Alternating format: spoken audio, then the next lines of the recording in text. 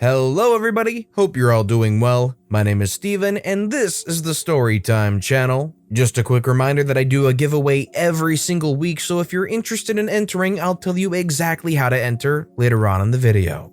But we have some malicious compliance stories today, and our first story of the day is by RafWaf123. I have to write notes in your class? Have it your way. This happened to me quite recently and I thought it belonged here. For context, I am currently in second year university studying to be a vet. I study in my home country, Bulgaria, but I am studying in English as I spend most of my life in the UK. Because of that, the professors all teach in English, though some of them don't speak it that well. Additionally, I am a very slow writer, but a very fast typer. The main cast includes me and the professor. It was our second lesson and professor demanded we write down all the slides word for word, since she would want the pages back as our homework for proof that we had done some sort of studying. I was sitting there just taking pictures of the slides since I knew I typed slow and didn't want to be the guy who says, "Wait, I'm not done yet," to make the whole class wait. About 3 slides in, professor comes up to me and starts berating me. The conversation was in Bulgarian, so it's a little paraphrased. "Why aren't you writing? You need to submit these if you want to pass this unit." "I'm taking pictures, I'll write them up when I get home." "Sure you will, you better start writing now before I kick you out." "I write really slow, I don't want to slow down the class." "Bull, you just want to get out of doing any work. One more word and you can just take your things and leave." "Fine then." After that, I started writing. The PowerPoint was about 60 full slides and our usual lesson time is 2 hours, 3 to 5.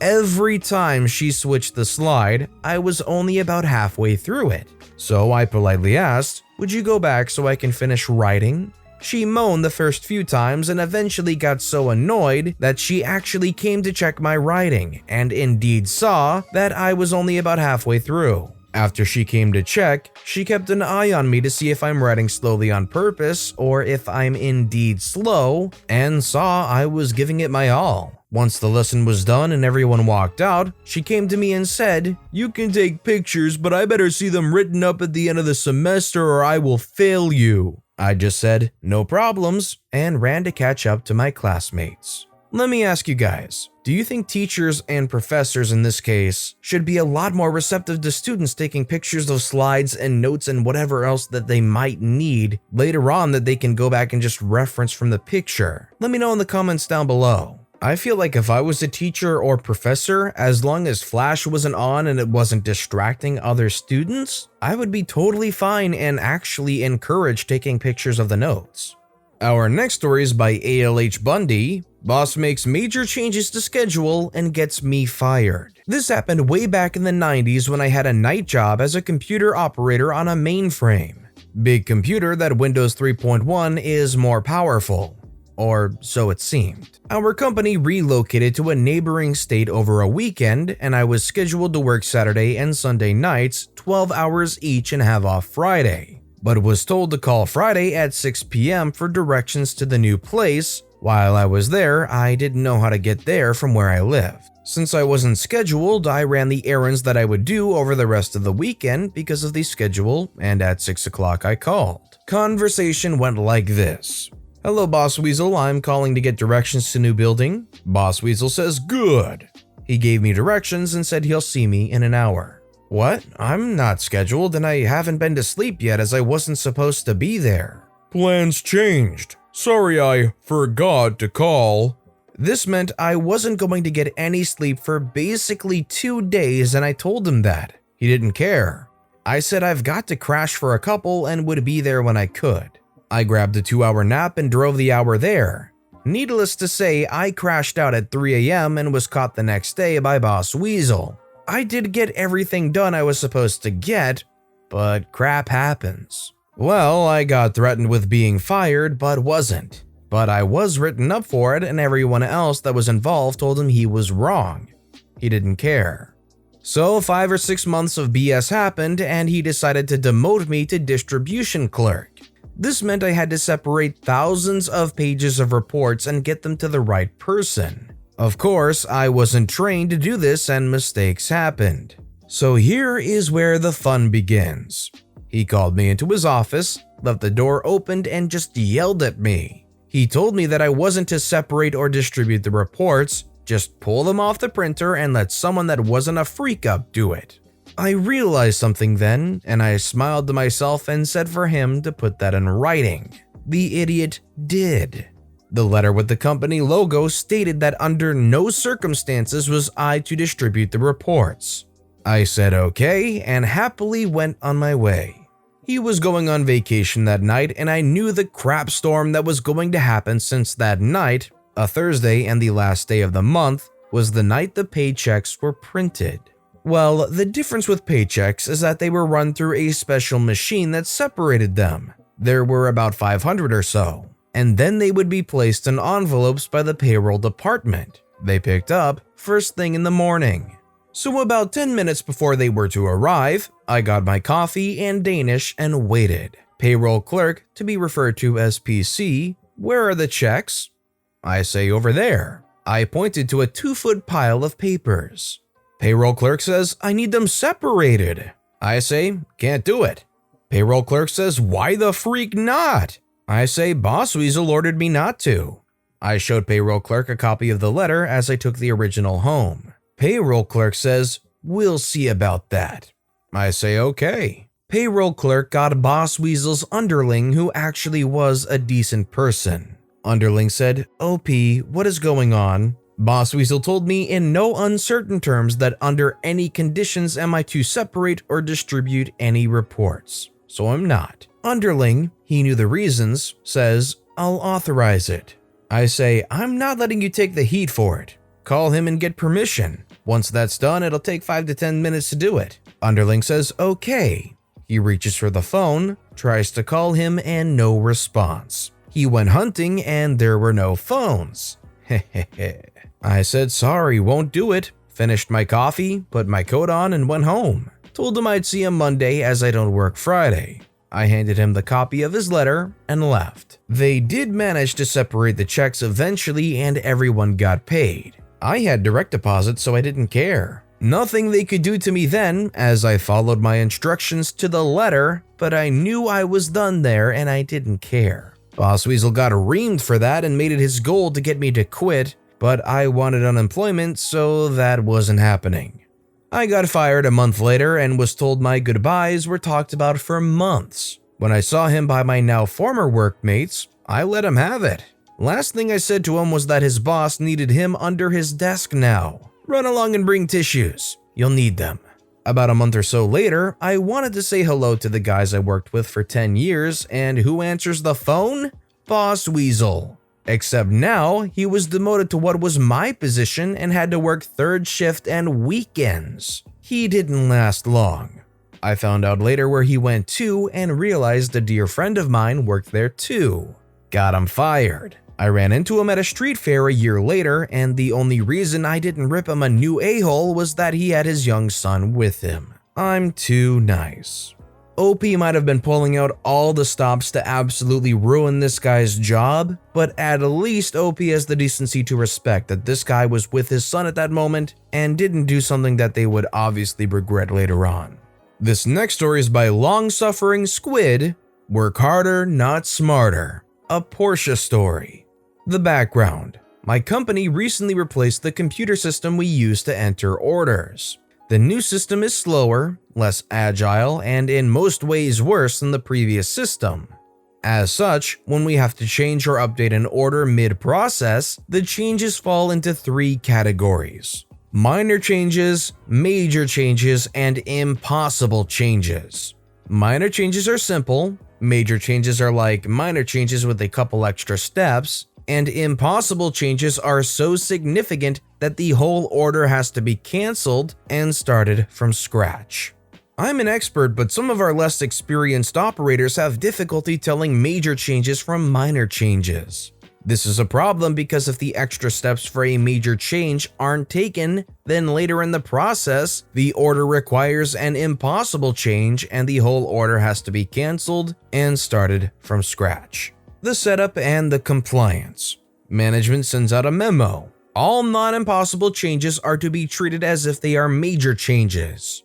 I raise an eyebrow at this and go talk to management. I saw the memo. Are you sure you want me to treat minor changes as major changes?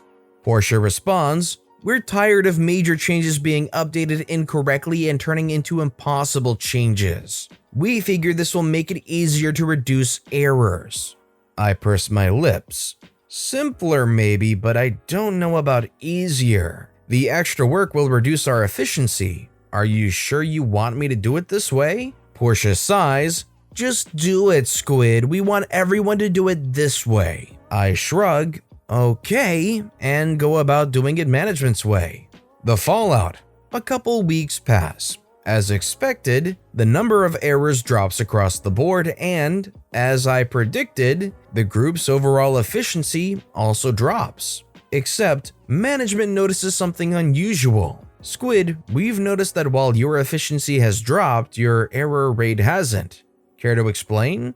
I saltily reply, oh, that's because I've been wasting time. Portia splutters. What? Why have you been wasting time? Blandly, Portia, I know the difference between minor and major changes. I was already not making the errors other people were, and now I'm having to apply the major order extra steps to minor orders that don't need them. Portia turns and walks away. 2 days later, a revised memo is sent out stating that extra steps are only required for major changes or if the operator isn't sure if the change is major or minor. So at some level you have to trust your employees, right? Even though there might be a select few that really do drag down the rest of them, I don't think it's a good idea to formulate your game plan based on those select few that are lacking, rather than inventing a way that they can keep up or minimize their errors while keeping the other people as smoothly and as fast as possible, which in this case required a secondary memo. Our next story is by Wordnerdinthecity. No microwaves allowed, you say? Another post reminded me of this. This story is most of 2 decades old, so details are not precise. When I was in college, as many people do, I lived in a dorm. Now, my college had 3 different groups of dorms. One that was in the main set of buildings that was mostly seniors, one that was mostly sophomores and juniors, and one that was almost all freshmen. The freshman dorm area had beds that were fixed to the walls, desks fixed to the walls, and built-in bookcases. It also only had one common room for around 150 students, paired 2 to a room, and only one microwave in the common room. We weren't ostensibly allowed microwaves in the rooms. It makes sense, there were false fire alarms frequently from burnt popcorn in the lounge area. I can only imagine what horrors a bunch of 18-year-olds would concoct in their rooms if they were blithely allowed microwaves. Most people just went along with it while grumbling, but oh, not me. I was complaining one day about the rule and how those of us who weren't idiots could handle a simple microwave. The RA overheard, laughed, and said I was welcome to try and find a way around it, but she'd never found one. Being the nerd I am though, I went and read the handbook in detail. On page 59 it said no microwaves, but literally page 60 it said any appliance under 1000 watts is allowed. So I found a microwave that was under that. Pathetic little thing at 500 watts granted, and a Walmart ad. Took the ad and handbook to her boss, the residence life director. To her chagrin, she had to admit that any appliance under 1000 watts was allowed, and the handbook did say any appliance after all. She agreed to let me have my microwave as long as I didn't let the rest of the students in on the trick. I agreed. I also talked my way into only getting charged for a double when my roommate moved out a semester later, and I should have been charged for a single. I simply explained to her since I was paying my own way through college, I couldn't afford it. It was hardly my fault my roommate wanted to move to the party dorm, and the person I was supposed to move in with refused to respond to my repeated calls, and notes slipped under the new room's door. Note, she wasn't living in the new room yet either, we were both being reassigned to it. I just didn't want to move into an antagonistic environment after all. She saw it was me, laughed, and since no one really wanted to move into this cruddy little mayhem dorm, she just waived the extra fee. I guess in some situations being a wise bud can really actually pay off. got a microwave, albeit a wimpy little 500-watt microwave, and got some fees waived. That's pretty good work. Maybe OP should consider becoming a salesperson of some sort. So quickly now, I want to explain just how to enter the giveaway. All you need to do is leave a comment on this video relevant to something you saw or heard or liked in any story in that video. That's it, you're entered. But it applies to every single video we upload this week. So to get the best odds at winning the $30 Amazon gift card giveaway, you'll want to leave a comment relating to any of those videos all week long. On Sunday, after the last video has gone out, I'll pick one comment at random and let you know on the following Monday who has won, and then it starts all over again. So make sure you leave a relevant comment on this video and additionally every video I upload this week for the absolute best chance to win. And while you're at it, why don't you go ahead and give the videos a like too, because it helps more than you could imagine. That said, our final story of the day is by stilsjx. Must keep the plastic zipped at all times. Scene: large construction site with half the building finished and half the building under construction. The main stairs to get around are in the finished side of the building. The GC has installed plastic dust barriers, aka taped plastic sheets up and taped a zipper onto the plastic. Typically, the zipper does not get zippered to allow everyone to walk around easier. This morning, however, they were on a roll. I was carrying a 10-foot A-frame through the plastic with another couple guys close behind carrying more equipment. I left the plastic unzipped. The GC yelled to "Zipper the door!" I told him I had others right behind me, to which he responded, "They can unzip it themselves."